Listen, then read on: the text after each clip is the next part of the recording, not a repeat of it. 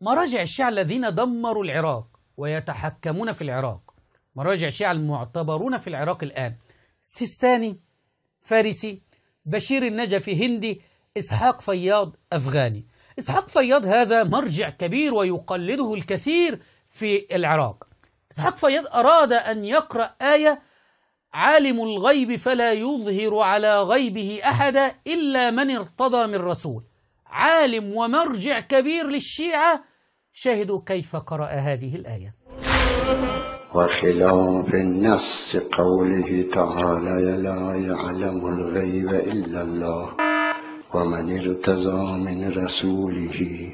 وخلاف النص قوله تعالى: لا يعلم الغيب إلا الله ومن ارتضى من رسوله. عالم الغيب فلا يظهر على غيبه أحدا إلا من ارتضى من رسول فإنه يسلك من بين يديه ومن خلفه رصدا. ألا يعلم الغيب إلا الله ومن ارتضى من رسول.